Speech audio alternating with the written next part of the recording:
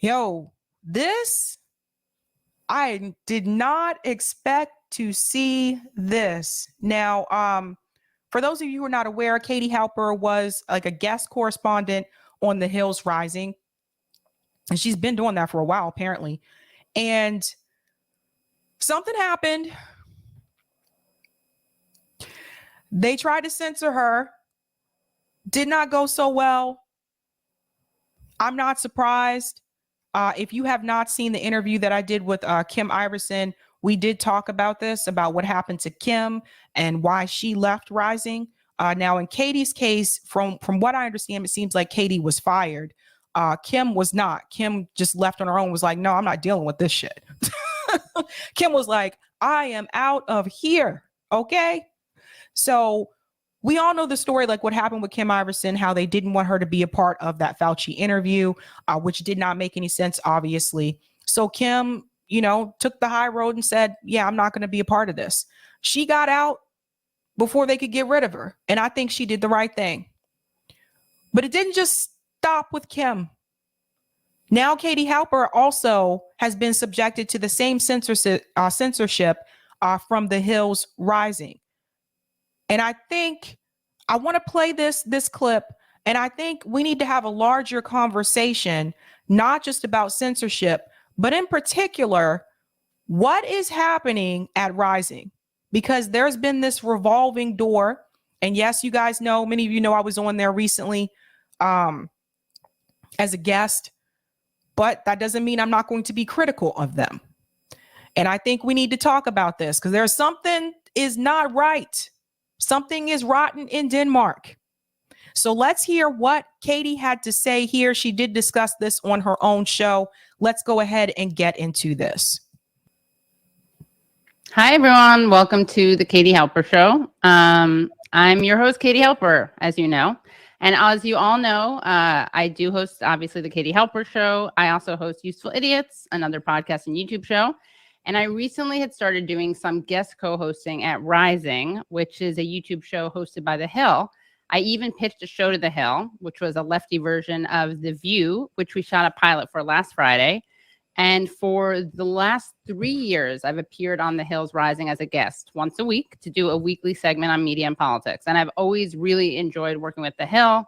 And I felt like I was given the freedom to talk about whatever I wanted to talk about. And I really did see it as a place free of the censorship and the kind of like party line enforcement that let's jump in here for just a second. Now, there's something that Katie said right here about the censorship. I have something to say about this in reference to Kim as well. And I felt like I was given the freedom to talk about whatever I wanted to talk about. And I really did see it as a place free of the censorship and the kind of like party line enforcement that defines. All right, let's talk about that for a second. Because Katie just said something that Kim Iverson also said. Like Kim Iverson also got that same impression that she could talk about whatever she wanted to on Rising, that they weren't going to censor her. So we have to ask the question, what is happening at Rising? What are they telling people? What are they telling these hosts that come on to be a part of the show, whether it's a guest correspondent or whether it's a co-host? What are they saying to them? Are they telling them you can talk about whatever you want? You get to pick your topics. We're not going to censor you. Because if that's what they're saying to them, and then the response is to censor them, something is off. Something is off. Because when Kim Iverson, the very first time she came on my show, this was last year, she had just started working with Rising. And Kim said the same thing. You have to go way back on my channel to find that video. But Kim said that same thing. She could talk about whatever she wants. She can pick her topic. They don't censor her. And maybe that's something that they tell them to get them. But then they're still going to censor them depending on what the topic is that they select or depending on the narrative that they choose to use. So something is rotten in Denmark. Let's go on. Finds other corporate media.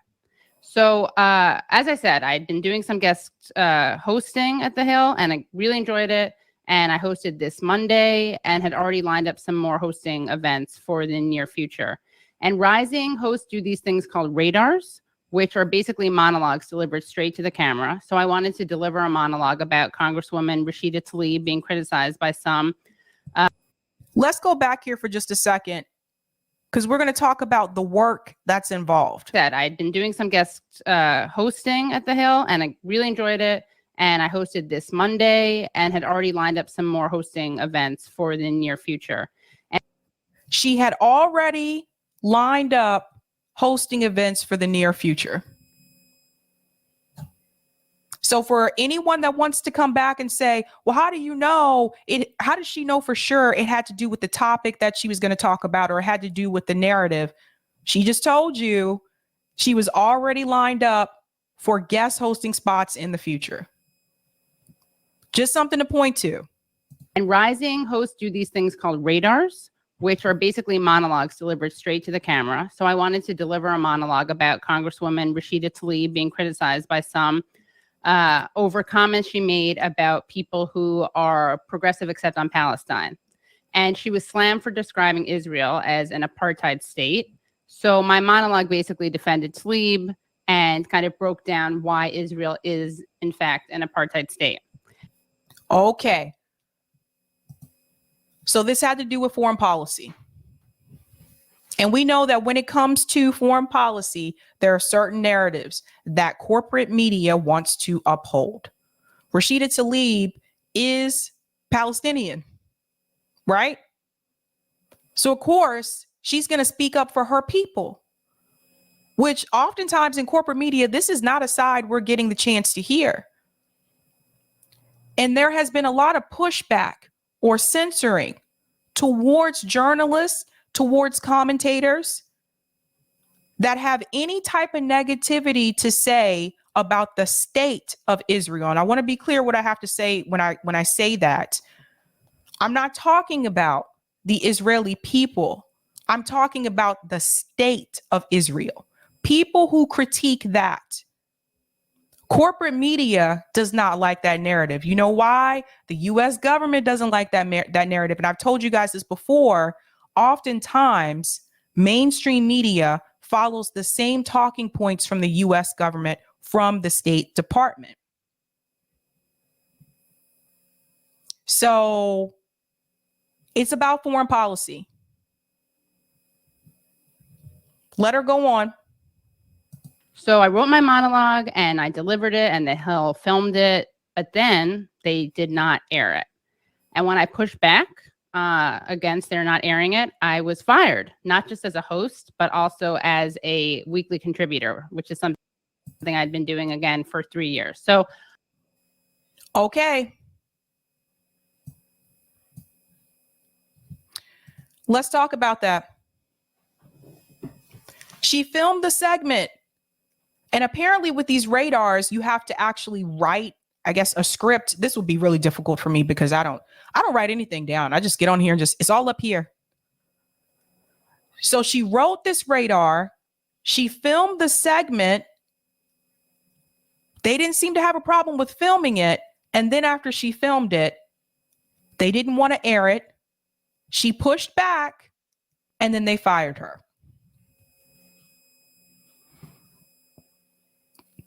Gamer, I gained some respect for Katie.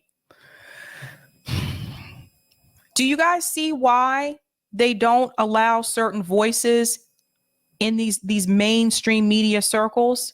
Do you see why certain people from the left will never be on CNN, will never be on MSNBC? Fox News may take them on here and there if it's going to be a critique of Joe Biden or Democrats, right? But do you see how this works? So if you go against the narrative, and she was right to push back, you're gone. Just like that. Can't sit here. That's how quick they get rid of you. You see how that works? This is why independent media is so incredibly important, you guys. This is why. And I'm going to be honest with all of you. After what I saw with the Kim Iverson situation, the way that they treated Kim Iverson, I really don't understand why anybody would want to sign a contract with The Hill. I don't know why anyone, I wouldn't trust it. Why would you try after what they did to Kim Iverson, how they snubbed her like that? No way. No way I would trust it. Now, Rodrigo asked a question earlier. What do you think about the guest appearances on Rising? That's a good question. I think if you're going on there to get your message across, that is a large audience, just like Nick. Nick went on there and he killed it, right? To educate people about communism, to educate people about imperialism, Nick was right to take that opportunity. When I was asked to go on there to talk about AOC, and I tried to bring it back to the problem with the electoral system, the problem with the duopoly that we have in this country. Absolutely. I was going to take that opportunity because I want that message to get out to more and more people.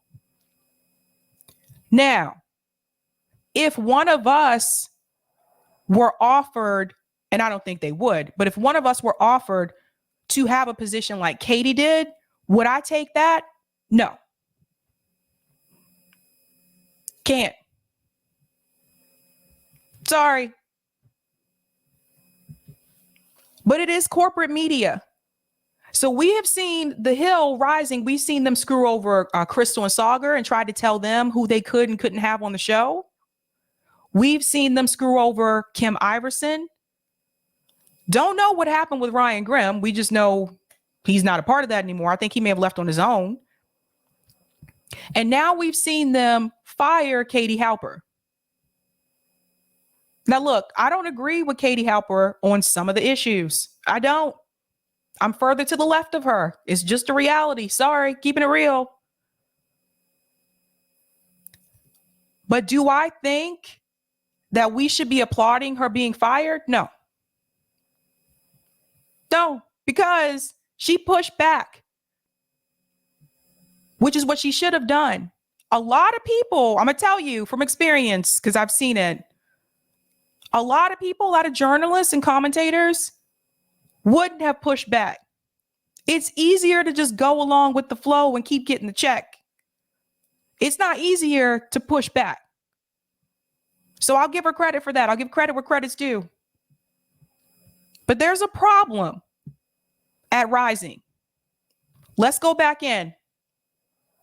As a weekly contributor, which is something I'd been doing again for 3 years. So I do want to be clear that the producers I worked with were nothing but supportive. They were great, and they really wanted their higher ups, their bosses, the executives to do the right thing. But sadly, they wouldn't. And this is obviously really sad and frustrating and disappointing and infuriating. And there's nothing I can do about their decision to not run the monologue. And there's nothing I can do about their decision to stop working with me or to fire me. But what I can do, and what I did do, was film and release the video that they wouldn't air. So I reached out to an actually progressive, actually independent, actually uncensored media outlet called Breakthrough News. And we made the video. So it's going to be. So let me pause that for just a second, because there's something I do want to say as well. This is not to say that the other, hosts that are part of Rising agreed with that decision. Obviously, as you could tell, they did not. I'm curious how they feel. I wonder if they're concerned, if this could happen to them, if they just push back. Or they push back on the wrong issue. Bree and Katie are pretty close. I wonder how Bree feels about this. Something to think about. So she went on to do that segment through Breakthrough News, which is where Ronnie Akalik, she's through that network. So let's go on. Coming out tonight at Breakthrough News. You'll be able to find it at Breakthrough News. You'll also then be able to find it at The Katie Halper Show, youtube.com/The Katie Halper Show. And I'll be talking about this more moving forward, but I just wanted to let people know. And in the meantime, of course, free Palestine and support independent media. And of course, you can support the Katie Halper Show at Patreon. That's patreon.com/the Katie Halper Show. And please subscribe to this YouTube channel at youtube.com/the Katie Halper Show. And I think that's about it. I mean, I see a lot of comments. That's great. And I really want to thank everyone for being supportive of this show and of independent media. And I really appreciate all the people watching now and all the people who pay attention to this issue. And I know that it's probably infuriating to hear yet another case of censorship over this issue. But don't worry, we're not going anywhere. By we, I mean people who actually talk about these issues, especially the issue of Israel-Palestine. And I also want to express support, so much support to the people out there covering this who really risk their lives. Obviously, we know Shireen Abu Akleh, who I'm not at all comparing myself to, but obviously there are people out there who cover this issue and in doing so risk their lives. They lose their lives or their livelihoods. I'm going to be fine. I'm not happy about this, but it's fine. I'll be fine. I just wanted to make sure to get the word out there about this, and also to make sure that we got the video out there that I had made, because I think it's an important thing to show the world that sadly Israel is an apartheid state and we have to push back. And when we encounter censorship, we can't just run away with our tails between our legs. So really excited to be releasing this video, and you guys can tune in shortly. It'll be released in 4 minutes, I think, on Breakthrough News, and then again I'll be at the Katie Halper Show. Okay, so let's go ahead and check out at least part of that, because that video is up. So let me go ahead and share that. Okay, so here's that video. So let's hear what she was going to say. Let's check this out. The following monologue is something that I wrote, delivered, and recorded at the Hill. It was then censored, and I was then canceled and fired. Representative Rashida Tlaib has been condemned by some over comments she made about Israel. Here's CNN's Jake Tapper reporting on what the Michigan Democrat said and the response it prompted. Democratic Congresswoman Rashida Tlaib of Michigan facing criticism today from what several of her Jewish colleagues have deemed anti-Semitic comments. Here's what Rome! Hi, Rome! Tlaib, the first Palestinian-American woman to serve in Congress, said at a virtual event yesterday. I want you all to know that among progressives, it has become clear that you cannot claim to hold progressive values, yet back Israel's apartheid government. And we will continue to push back and not accept this idea that you are progressive except for Palestine any longer. The CEO of the Anti-Defamation League, Jonathan Greenblatt, slammed the comments, saying that Israel does not have an apartheid government, and said that she should not be imposing a, quote, litmus test in a tweet, saying, quote, Tlaib tells American Jews that they need to pass an anti-Zionist litmus test to participate in progressive space. Some of Tlaib's Jewish colleagues in Congress agreed. Florida Congresswoman Debbie Wasserman Schultz called her comments, quote, outrageous and, quote, nothing short of anti-Semitic. You see what they do here? You can't critique it at all. You critique it in any way, shape, or form, and they call you anti-Semitic. You see the problem? So, look, I have a lot of criticism of Rashida Tlaib, especially when it comes for her not really fighting for us the way that she said she would when she ran her campaign. Got a lot of criticism for Rashida Tlaib. But let me ask you this question. So they're expecting a Palestinian woman to just sit back and be silent and not speak out for her people and what her people are going through in Palestine? They really expect that to happen. This is a controlled narrative, heavily controlled. This idea that you can't even offer any type of critique. Again, this is not to Israeli people. It is to the state of Israel. You cannot offer any type of criticism or you are smeared as anti-Semitic. That's a problem. It's huge. And they're doing it to everyone. They're calling people who are Jewish anti-Semitic for making any type of criticism. Let's go on. Debbie Wasserman Schultz is right. It is outrageous. It's outrageous that Rashida Tlaib is getting attacked. Tlaib is merely stating that Israel is an apartheid state and that people who claim to have progressive values cannot support an apartheid state. No matter how loose a definition of progressive we use, it certainly excludes supporting a racist apartheid system.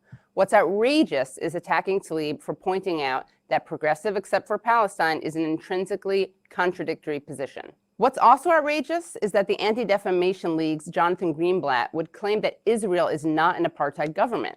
What's outrageous is that Jake Tapper would accept Greenblatt's judgment as the truth and not propaganda that needed to be pushed back against. I understand that Greenblatt and perhaps Tapper feel like Israel is not an apartheid state, but unfortunately for them, apartheid isn't about your feelings. It's about facts.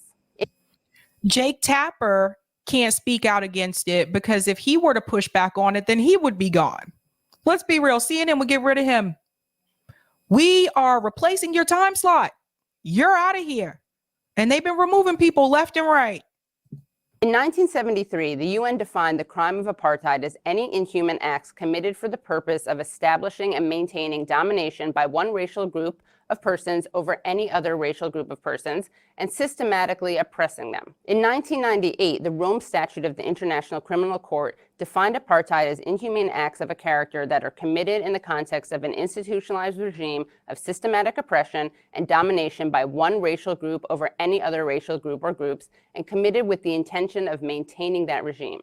These inhuman acts include, among others, infliction upon the members of a racial group or groups of serious bodily or mental harm by the infringement of their freedom or dignity or by subjecting them to torture or to cruel, inhuman, or degrading treatment or punishment, by arbitrary arrest and illegal imprisonment of the members of a racial group or groups, any legislative measures and other measures calculated to prevent a racial group or groups from participation in the political, social, economic, and cultural life of the country, and the deliberate creation of conditions preventing the full development of such a group or groups. In particular, by denying to members of a racial group or groups basic human rights and freedoms, including the right to leave and to return to their country, the right to a nationality, the right to freedom of movement and residence, the right to freedom of opinion and expression, and the right to freedom of peaceful assembly and association. I'd encourage Jake Tapper to look this up sometime. Here are just a few examples of Israel's apartheid policies. The Law of Return of 1950 allows any Jew, which means anyone with one Jewish grandparent, the right to return to Israel, the right to move to Israel and automatically become citizens of Israel. It gives their spouses that right too, even if they're not Jewish, though if they're Palestinian, that's another issue entirely. Palestinians, of course, lack that right. The Israeli Citizenship Law of 1952 deprived Palestinian refugees and their descendants of legal status, the right to return, and all other rights in their homeland. It also defined Palestinians present in Israel as Israeli citizens without a nationality and group rights. These laws together obviously fit into the International Criminal Court's apartheid criteria. More recently, the nation-state law established that the fulfillment of the right of national self-determination in the state of Israel is unique to the Jewish people. It demoted Arabic from an official language to a language with special status. It also stipulated the state views Jewish settlement as a national value and will labor to encourage and promote its establishment and development. These are just some of the reasons that human rights organizations have declared Israel an apartheid state. Al-Haq, Al-Mezan Center for Human Rights, Adala, the Legal Center for Arab Minority Rights in Israel, Adamir, Prisoner Support and Human Rights Association, Human Rights Watch, and Amnesty International have all documented Israeli apartheid policies. Israel and the United States government is not calling this out. Israel's own human rights organization, B'Tselem, has declared the Israeli regime enacts an apartheid regime. B'Tselem divides the way Israeli apartheid works into 4 areas. Land. Israel works to Judaize the entire area, treating land as a resource chiefly meant to benefit the Jewish population. They're actually literally, I've seen videos of them kicking Palestinian people out of their homes, dragging them out of their homes. That's how crazy it is. I don't understand how anyone can support that or applaud that. I really don't. Now, this map that she's showing here, I've seen this before. And Nick has talked about this before, but I want you to pay close attention. I just want to zoom in for a second. I want you to pay close attention to the occupation here. Occupation. Look at how much was occupied. So this is 1946. You can see the majority belongs to Palestine. 1947, you can see less land for Palestine. 1967, even less land. And then 2010, look, so you see what's happening? They're pushing them out. Rome's in the chat. Rome says, and then say they're defending themselves. Exactly. How are you defending yourself when you're the majority? How are you defending yourself against who? How many of them are there? Look. I'm going to let her go on for a little bit more, and then we're going to get to the Matt Taibbi censorship as well. So here we go. Since 1948, Israel has taken over 90% of the land within the Green Line and built hundreds of communities for the Jewish population. Citizenship. Jews living anywhere in the world, their children and grandchildren and their spouses are entitled to Israeli citizenship. In contrast, Palestinians cannot immigrate to Israeli-controlled areas, even if their parents or their grandparents were born and lived there. Want to talk about that for just a brief second. So I do have, like, some of my friends are Jewish, and I do remember them doing their birthright. So they get the opportunity to return to Israel. The trip is paid for. Like, they don't have to pay for it. So I've had friends of mine, they took advantage of that. They went to Israel. They were there for like a week. It's part of their birthright.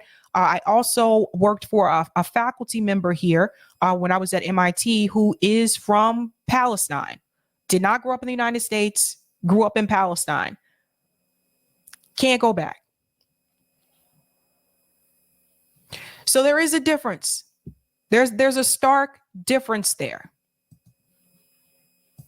Israel makes it difficult for Palestinians who live in one of the units it controls to obtain status in another, and has enacted legislation that prohibits granting Palestinians who marry Israelis status within the Green Line. Freedom of movement.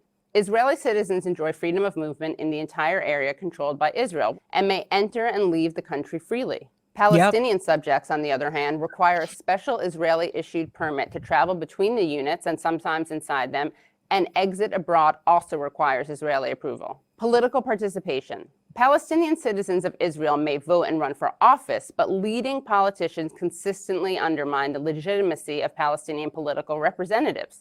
The roughly 5 million Palestinians who live in the occupied territories, including East Jerusalem, cannot participate in the political system that governs their lives and determines their future. I was born in New York City. My great-grandparents and the family before them were from Eastern Europe. I could move to Israel today, buy a house, get a job, travel around with no problem. So could Jake Tapper and Jonathan Greenblatt. But a Palestinian like Rashida Tlaib can't even visit her family home in what is now Israel. No, and they can't go back. Let me in this here, because I'm not going to be able to play the entire segment, but if you want to watch the full video, this is on Breakthrough News, and the name of the video is what happened to the No, I don't want to see the chat. What happened to the title of the video? Is it because I'm zoomed in? YouTube is like weird today. Why? Oh, here we go. This is what got Katie Halper censored and canceled by The Hill. So that's the title of the video, and it's on Breakthrough News if you want to see the rest of that segment. But no, it's true. Like I was telling you about the professor that I worked for that is from Palestine. She was explaining this, like she can't go back. Can you imagine that? So that segment that you just saw, that was the segment that she recorded that she did for The Hill that they decided not to air. What was so damning about that? Why wouldn't they show that? So they don't want their audience to see how the Palestinians are being treated there? Is that what that's about? I consider that to be a history lesson. I consider that to be educational. Why would they not want their viewers to have an education? Terrible, huh? Terrible. Desert Mantis said the truth is damning. This is awful. I'm going to go to some of the comments here. Leora said, who is their investor? That's a good question. I'm not sure. But The Hill is corporate. I do want people to understand that. The Hill Rising show is corporate. That's not independent. Marxist-Leninist says it's not Rising. It's any media whose funding comes from imperialists, capitalists. There you go. That's why they don't want that message to get out. Thank you for the super chat, North Instead. Hi, Sabby. Much love from Western Mass. What's up? Do you think this thing with Rising is also fishy because The Hill isn't just on YouTube? They have their own site. Just makes me think there's even more to the story. That's a good point. Yes, The Hill has their own website. They have a Twitter page and all that kind of stuff, but they're corporate. That's like really what this is about. So I don't know who is funding them. I do know it's corporate media. They don't claim to be independent media either. But it would be interesting to see where that funding comes from. But I told you guys about the anti-imperialists basically being silenced in this space and not being welcomed on certain platforms because they don't want that message to get out. That's terrible. Oz is in the house. So what do we think about Rising hosts who watch this kind of censorship happen to journalists on their show, then make excuses for not standing up by exercising ethical standards? They fired the journalists. By exercising ethical standards, the fired journalists. That's what I was saying earlier. Like, I wonder how the other hosts feel, because here we go. This is another person. You know, it was just Kim. That wasn't even long ago, right? Kim wasn't fired, but they censored Kim by preventing her from being on that interview, which she was the most knowledgeable person about that subject matter. Why would you not have her on? Right? So they silenced her. She left. They just fired Katie Halper. So I do wonder, how does Bree and Robbie and whoever it is next week, because they got a rotating door over there. It's a revolving door. Come on, what's happening here? I wonder how they feel. I don't know. Kristen is not my wife. Just making that clear for people being like, what? No, Monarch. So Katie Halper got fired from a video she did outside of The Hill. What the F? No, so she recorded the segment for The Hill. They decided not to post that segment. So she pushed back on them. She wanted them to post it, and then they fired her. Steve, thanks for the super chat. Many props to Katie. Yeah, like I said, most people will not push back. Most people won't do that. But the question that we need to be, asking as well in reference to the censorship that's happening with Rising as well. Rising has a problem. They have a revolving door. And I don't care what type of industry you're in. When you're constantly having turnover like that, and it's been a short period of time, people are going to look at you some kind of way. Because if you're having that type of turnover, typically that means it's not the people, it's you. Now, it wasn't just Katie.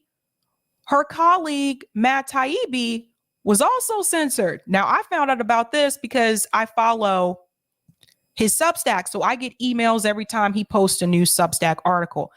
And I got this email. Let's check it out. YouTube demonetizes TK content. So for those who don't know, Matt Taibbi, it's TK News by Matt Taibbi.